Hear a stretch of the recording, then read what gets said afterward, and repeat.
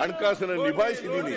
ಯಾವಾಗಲೂ ಕೂಡ ಇಷ್ಟೊಂದು ಕೆಟ್ಟ ರೀತಿಯಲ್ಲಿ ವಿರೋಧ ಪಕ್ಷದವರು ನಡ್ಕೊಂಡಿರಲಿಲ್ಲ, ಸುಳ್ಳು ಆರೋಪಗಳನ್ನ ಮಾಡಿರಲಿಲ್ಲ. ಇವತ್ತು ಪ್ರಚಾರಕ್ಕೋಸ್ಕರ, ರಾಜಕೀಯಕ್ಕೋಸ್ಕರ ಇವರ ಕೇಂದ್ರದಿಂದ ಇವ್ರಿಗೆ ಏನು ಇನ್ಸ್ಟ್ರಕ್ಷನ್ ಇದೆ, RSS ಇಂದ ಏನು ಇನ್ಸ್ಟ್ರಕ್ಷನ್ ಇದೆ, ಕೇಂದ್ರ ಸರ್ಕಾರದಿಂದ ಏನು ಇನ್ಸ್ಟ್ರಕ್ಷನ್ ಇದೆ, ಇವರ ಪಕ್ಷದಿಂದ ಏನು ಇನ್ಸ್ಟ್ರಕ್ಷನ್ ಇದೆ, ಅದಕ್ಕೋಸ್ಕರವಾಗಿ ಪ್ರಚಾರಕ್ಕೋಸ್ಕರ ಮಾಡ್ತಾ ಇದ್ದಾರೆ. ಅವರು ಕೇಳಬೇಕಾಗಿತ್ತು, ಉತ್ತರ ಕೇಳಬೇಕಾಗಿತ್ತು. ಕೇಳಿ ಆಮೇಲೆ ಇವರಿಗೆ ಕ್ಲಾರಿಫಿಕೇಶನ್ ಕೇಳಲಿಕ್ಕೆ ನೀವು ಅವಕಾಶ ಮಾಡಿಕೊಡ್ತಿದ್ದೀರಿ. ಕ್ಲಾರಿಫಿಕೇಶನ್ ಕೇಳಿ ಇವ್ರಿಗೆ ಬೇಕಾದದನ್ನ ಪಡ್ಕೊಳ್ಳಿಕ್ಕೆ ಸಾಧ್ಯ ಇರ್ತಿತ್ತು. ಆದ್ರೆ ಇವರು ಬಂದಿರ್ತಕ್ಕಂಥ ದುರುದ್ದೇಶದಿಂದ ಬಂದಿದ್ದಾರೆ. ಉತ್ತರ ಕೇಳಬಾರ್ದು.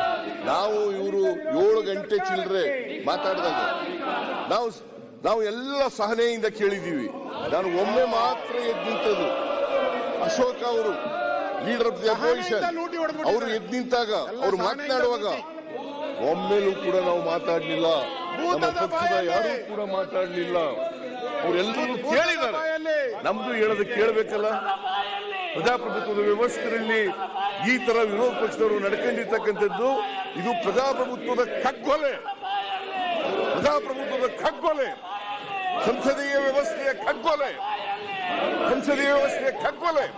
ಇವರಿಗೆ ರಾಜ್ಯದ ಹಿತಾಸಕ್ತಿ ಬೇಕಾಗಿಲ್ಲ, ರಾಜ್ಯದ ಸಮಸ್ಯೆಗಳನ್ನು ಚರ್ಚೆ ಮಾಡಲಿಕ್ಕೆ ಬೇಕಾಗಿಲ್ಲ. ಇವರಿಗೆ ಆ ರಾಜ್ಯದ ಸಮಸ್ಯೆಗಳನ್ನು ಚರ್ಚೆ ಮಾಡಲಿಕ್ಕೆ ಇವರಿಗೆ ಇಷ್ಟ ಇಲ್ಲ.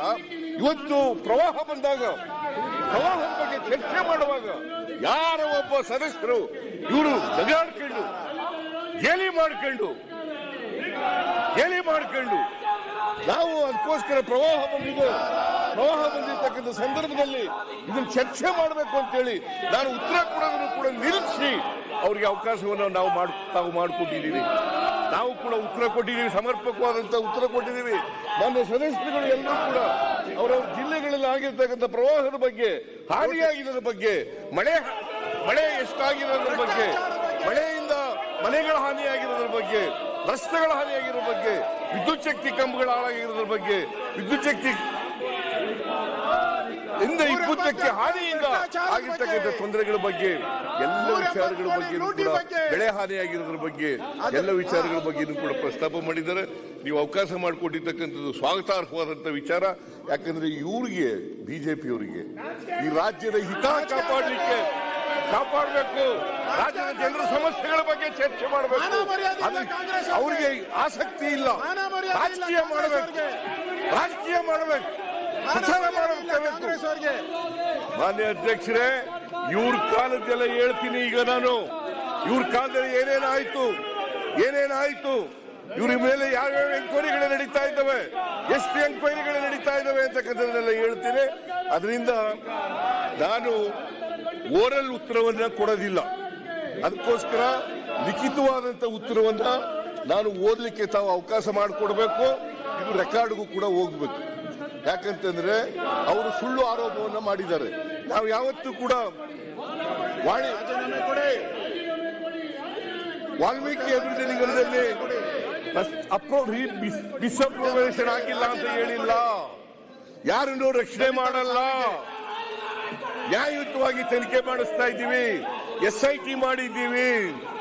CBIನವರು ಅವ್ರಿಗೆ ಕಂಪ್ಲೇಂಟ್ ಕೊಟ್ಟ ಮೇಲೆ ಅವರೇ ಮಾಡ್ತಾ ಇದ್ದಾರೆ. ಯಾಕಂದ್ರೆ RBI ಆರೋಪದ ಪ್ರಕಾರ 25 ಕೋಟಿಗಿಂತ ಜಾಸ್ತಿ ಅಕ್ರಮ ಆಗಿದ್ರೆ ಅಂತ ಕೇಸ್ನಲ್ಲಿ CBI ಬರಬೇಕು ಅಂತ ಹೇಳಿದ್ದಾರೆ.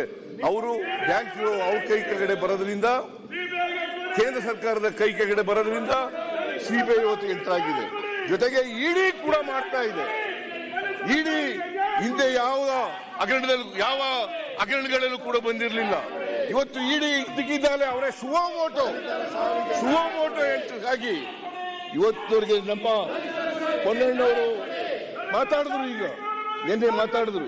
ಪೊನ್ನಣ್ಣವರು ಮಾತಾಡುವಾಗ ಹೇಳಿದ್ರು 171 ಪ್ರಕರಣಗಳಲ್ಲಿ ವಿರೋಧ ಪಕ್ಷದವರ ಮೇಲೆ 115 ಪ್ರಕರಣಗಳಲ್ಲಿ ಇವರು ಹಾಕಿ ನಾಚಿಕೆ ಆಗಲ್ಲ. ಇವರಿಗೆ ಮಾನ ಮರ್ಯಾದೆ ಇದೆಯಾ?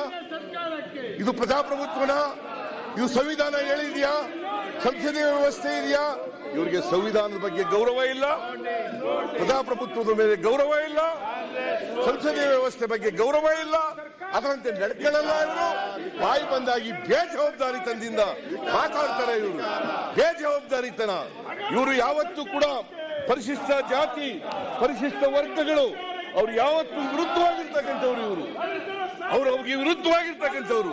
ಸಂವಿಧಾನ ಬಂದಾಗಲೇ ಸಂವಿಧಾನವನ್ನು ವಿರೋಧ ಮಾಡಿದಂಥವ್ರು, ಸಂವಿಧಾನವನ್ನು ವಿರೋಧ ಮಾಡಿದಂಥವ್ರು RSSನವರು.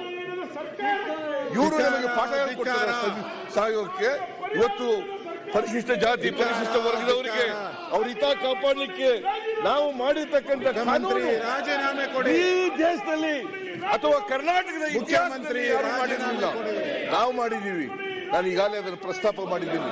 ಈ ವರ್ಷ 39,121 ಕೋಟಿ ರೂಪಾಯಿಗಳನ್ನ ಪರಿಶಿಷ್ಟ ಜಾತಿ ಪರಿಶಿಷ್ಟ ವರ್ಗಗಳ ಅವರ ಜನಸಂಖ್ಯೆಗೆ ಅನುಗುಣವಾಗಿ ಅಭಿವೃದ್ಧಿ ಮಾಡಬೇಕು ಅಂತ ಹೇಳಿ ಹಣ ಇಟ್ಟಿದ್ದೀವಿ.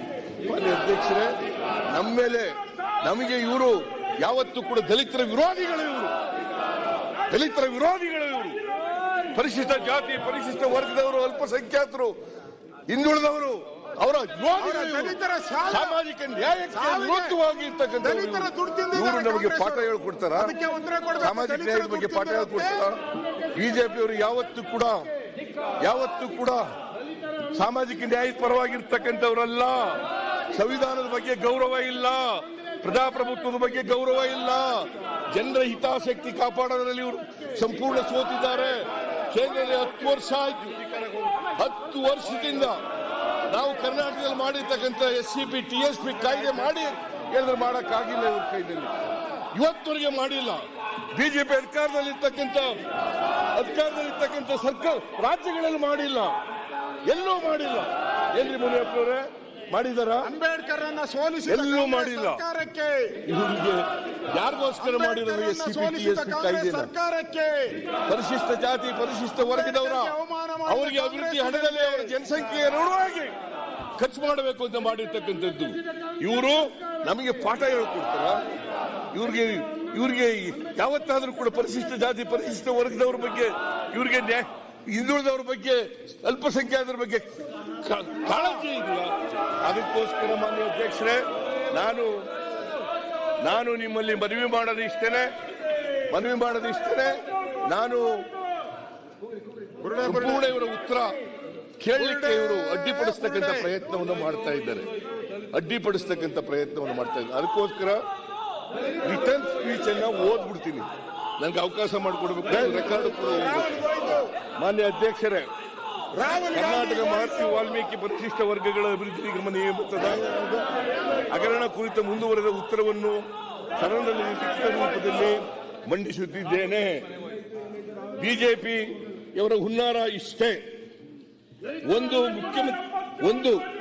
ಮುಖ್ಯಮಂತ್ರಿ ಹೆಸರಿಗೆ ಮಸಿ ಬಳಿಯುವುದು, ಎರಡನೆಯದು ಸರ್ಕಾರ ಪರಿಶಿಷ್ಟ ಜಾತಿ ಪಂಗಡಗಳ ವಿರುದ್ಧ ಎಂದು ಬಂಬಿಸುವುದು. ಎರಡೂ ಎಂದಾದರೂ ಸಾಧ್ಯವೇ?